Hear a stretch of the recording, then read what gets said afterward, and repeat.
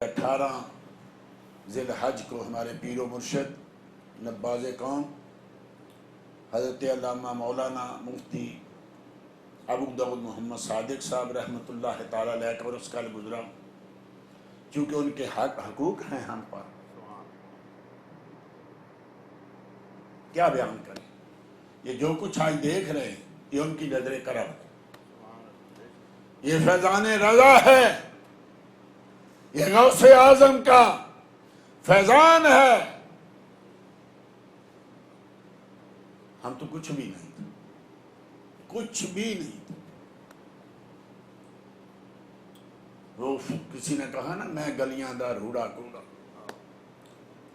تو محل چڑھایا سمجھ، ہم ممبروں پہ بیٹھنے والے تھے، ہمیں کون ان ممبروں پہ قدم رکھنے دیتا۔ یہ اس مرد کلندر کی نگاہ فیض ہے کہ گلیوں کے روڑوں کوڑوں کو آج دبئی میں، آج ابو دھابی میں، آج امارات میں مفتی بنایا ہوا، یہ ان ممبروں پہ بٹھایا ہوا۔ ہم ان کا شکریہ ادا نہیں کر سکتے کہ جنہوں نے ہم جیسے نکموں کو پکڑا، اللہ اکبر، اور ان ممبروں پہ بٹھا دیا، مسلوں پہ بٹھا دیا۔ میں نے اپنی زندگی میں کوئی ایسا شخص نہیں دیکھا کہ جس نے ساری عمر 70 سال تک خود نماز پڑھائی۔ میرے جیسے کئی خطیب ہیں جو اپنا امام الگ رکھتے ہیں، وہ کہتے ہیں بھی ہم نماز کی پابندی نہیں کر سکتے، یعنی جماعت کی پابندی نہیں ہم کر سکتے۔ ہر امام نے ایک نائب امام رکھا ہوتا ہے، 70 سال تک ایک ہی مسجد میں نماز پڑھائی اور نائب امام نہیں رکھا، ہر نماز با جماعت خود پڑھائی ہے۔ آخر میں جب بیمار ہو گئے، جب ویل چیئر پہ تھے، کوئی پوچھتا حضرت کیا حال ہے، فرماتے الحمدللہ با جماعت نماز میں حاضری ہو رہی ہے۔ ایک ہی چیز، جب بھی حضرت کیا حال ہے، الحمدللہ با جماعت نماز میں حاضری ہو رہی ہے، مسجد میں حاضری ہو رہی ہے۔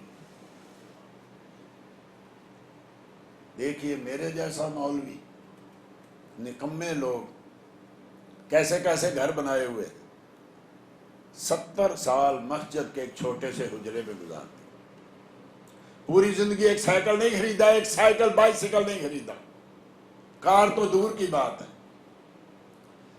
ایک اینٹ نہیں خریدی کسی گھر کے لیے۔ باتیں کرنا بڑی آسان ہے، دنیا کو دل سے نکالنے کی باتیں کرنا اور غوث اعظم کی مثالیں دینا بڑا آسان ہے۔ صدیق اکبر، فاروق اعظم، عثمان و علی پہ اعتراض کرنا بڑا احسان ہے، لیکن ان جیسی زندگی گزارنا۔ سیدنا عمر فاروق آخری وقت اپنے بیٹے کہتے ہیں 80,000 درہم کا قرضہ ہے مجھ پہ، وقت کے حاکم پہ۔ کیا کرتے تھے؟ معاذ اللہ کوئی عاشیاں کرتے تھے، اپنے کھانے کے لیے بھی ادھار اور دھار لے کے لوگوں کو بانٹ دیتے تھے۔ 80,000 کا قرضہ ہے، عبداللہ میرے بعد وہ قرضہ میرا گھر بیچ کے دینا ہے۔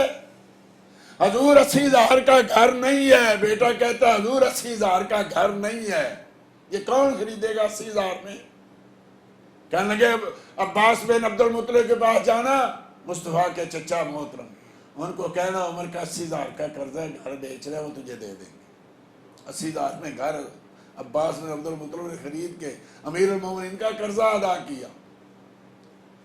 آج ان کے نقش قدم پر چلنا کون ہے؟ بچے نہیں ہیں ان کے، ساری عمر وہ تھا بھی اوپر، سیڑھیاں چڑھ کے جانا پڑتا تھا۔ ہم نے خود دیکھا، مہمان کے لیے اوپر سے خود کھانا لاتے، مدرسے کا نہیں کھاتے تھے۔ کبھی چیک کرنے کے لیے بھی مدرسے کا کھانا تو 2-4 طلباء کو بلا کے پوچھتے تھے میں یہ کھا سکتا ہوں؟ صرف چیک کرنے کے گورچی کا سب کھا رہا ہے۔ جب شکایات ہوتی نا تو طلباء سے پوچھ کے چکھتے، یہ طلباء کا حق ہے۔ مہمانوں کو اوپر سے کھانا لیتے، ٹرے میں رکھتے، خود آ کے نیچے دیتے، تھوڑا کم ہو جاتا تو پھر اوپر جاتے، پھر اوپر سے کھانا لاتے. یہ نہیں کہوں کہ کوئی گھر تو جا نہیں سکتا تھا. کتنے سال، کئی سال میں گھر سے ایسے رہا جیسے ہماری یہ مسجد کا کونا ہے، اتنی دور گھر سے.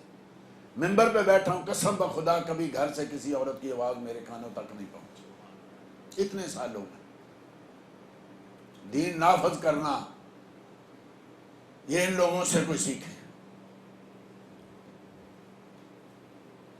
ساری عمر ایک حجرے میں گزارتی. اللہ، آج ان کے کردار پہ کوئی بات کرے، ایسے نہیں ہے کہ عیدوں کو سنبھالا جاتا. پھر میں نے خود، چونکہ وہاں کا طالب علم ہوں نا، خود آنکھوں سے دیکھا، ان کانوں سے سنا. جب گلی میں عورتیں آتی تو ایک دو جو انجان ہوتی اس کو دوسری عورتیں بتاتی، حاجی صاحب کی مسجد آ رہی ہے، پردہ کر لینا.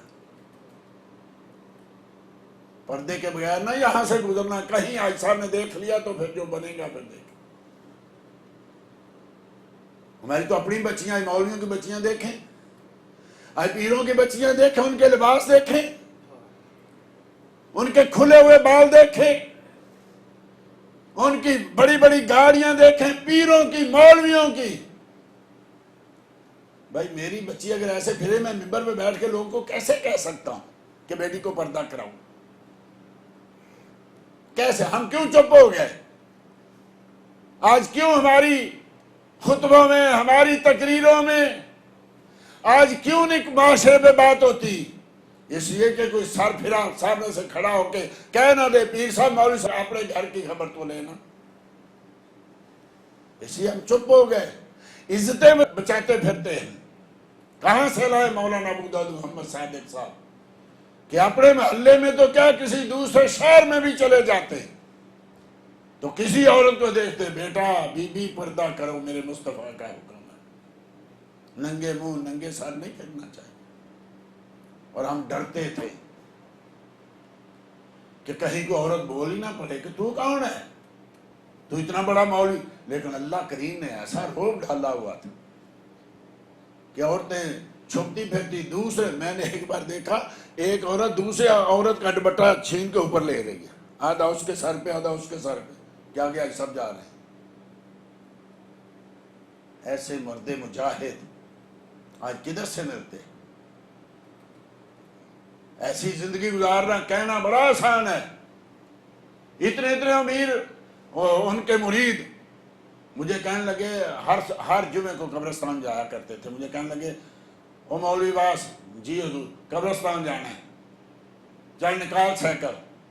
میں نے کہا حضور میں سائیکل کے پیچھے بٹھا کے چلا نہیں سکتا. میں چلا نہیں سکتا تھا، پچھلی سیٹ پہ کسی کو بٹھا کے میں چلا نہیں سکتا تھا.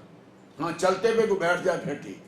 میں نے کہا حضور میں پیچھے بٹھا کے نہیں چلا سکتا سائیکل، مجھے خطرہ تھا کہیں ادھر گیری نہ جائیں. کہنے لگے آگے بیٹھ. حضور ڈنڈا بڑا سا. نہیں کوئی بات نہیں. اور جنہوں نے سائیکل کی سواری کی ہے ان کو پتا ہے. آگے ڈنڈے پہ بیٹھ گیا، نہیں چلو بھائی، ایسے ہی چلتے. ساری عمر ایسے گزار دی جیسے دنیا ان کے لیے ایک لونڈی تھی، گھر میں داخل ہی نہیں ہونے دیا. ہمارے تو سر پہ سوار ہے. کہاں سے لائے ایسے لوگ؟ ہم نے ایسے لوگوں کا دیدار کیا ہوا ہے کہ جو بڑے چھوٹے اپنے پرائے کو نہیں دیکھتے تھے. امر بالمعروف و نہی عن المنکر پہ پوری زندگی عمل کی. بڑے بڑے لوگ آتے تھے آپ کے ہاں، بڑے بڑے علامہ عبدالستار نیازی صاحب، اسی طریقے سے علامہ نورانی صاحب رحمہ اللہ تعالیٰ علیہما. یہ پتہ ہے نا ہمارے مسلک کے چہرہ مورا تھے. جب سے گئے اب کسی کو بتانے کے قابل نہیں. آپ کو پوچھتے ہیں نا کون سی سیاسی پارٹی، نام ہی نہیں لیتے ہو کہ نام لے کے کیا کریں. اب الحمدللہ کچھ نہ کچھ ورنہ اس فخر سے بتاتے تھے علامہ نورانی سے، قائد اہل سنت. اب اس کے بعد میں ممبر میں بیٹھا، اس کے بعد کبھی کسی کو سیاسی پارٹی کا نہیں بتایا. فخر سے ہم بتاتے تھے. کیوں کہ ہمارے لیڈر پہ کوئی اعتراض نہیں کر سکتا. ہمارا لیڈر پاک صاف، ہمارے لیڈر کے کردار پہ کوئی کمی نہیں ہے. آج بھی دنیا میں جہاں کو پوچھتا ہے کس کے مرید، مولانا مقدود محمد صادق صاحب کے، سر نہیں جھکتا، آنکھیں نہیں جھکتی، وہ کہے گا کس بھی کے مرید ہو بھائی، یہ کیا کیا تم نے؟ الحمدللہ فخر سے سر بلند ہوتا ہے بتاتے ہو۔ پیر ایسا ہی ہونا چاہیے کہ ہزاروں کا مجمع ہو، اپنا ہو بیگانہ ہو، دنیا کا کوئی ملک ہو، جب نام لیا جائے تو لوگوں کی نظریں جھک جائیں اور زبان سے سبحان اللہ نکلے۔ تو دعا کریں اللہ جل مجد الکریم آج بھی ہمیں ایسے سیاستدان دے، ایسے مذہبی لیڈر دے، ایسے علماء دے۔ ہم جیسے لوگ جب ممبروں پہ بیٹھ گئے تو وہی اشر ہونا تھا جو آج ہو گیا۔ ممبر کی زینت تھے وہ لوگ، ممبر فخر کرتا تھا ان لوگوں پہ، سیاست فخر کرتی تھی ان لوگوں پہ۔ سب کچھ کھو گیا، دیکھتے دیکھتے ریت کی طرح ہمارے ہاتھوں سے سب کچھ نکل گیا۔ سیاست چلی گئی، مذہب چلا گیا، مسلک چلا گیا، دین چلا گیا، عزت چلی گئی سنیوں کی۔ کہیں سنی دوسرے لوگ ڈرتے تھے، کون سا مسئلہ ڈرتے تھے، سنی کا تھا الحمدللہ، آج سنی ڈر رہے ہیں۔ بھائی کون ہو سنی؟ اچھا وہ سنی جو ناچتے پھرتے ہیں سڑکوں پہ، وہ جو ڈھول ڈمکا کرتے پھرتے ہیں وہ سنی؟ آج لوگ ڈرتے ہیں کہ کیا کہوں۔ وہ جن کی عورتیں جا کے مزاروں پہ جا کے دھمال ڈال رہی ہیں وہ سنی ہو؟ آج ہم ڈرتے ہیں بتانے سے۔ کبھی ہم فخر سے کہتے تھے ہم سنی بریلوی ہیں، ہم ہیں رضا والے۔ آج امام احمد رضا کے خلاف ہی، سنیوں کے ممبر پہ سنی بن کے امام احمد رضا کے خلاف، تو کیا بچے گا؟ دعا کریں اللہ جل مجد الکریم ان بزرگوں کے ساتھ محبت کرتے ہوئے دنیا میں زندہ رکھے اور آقا کے ان غلاموں سے محبت کرتے ہوئے اس دنیا سے جائیں۔ وما علیہ الا البلاغ المبین۔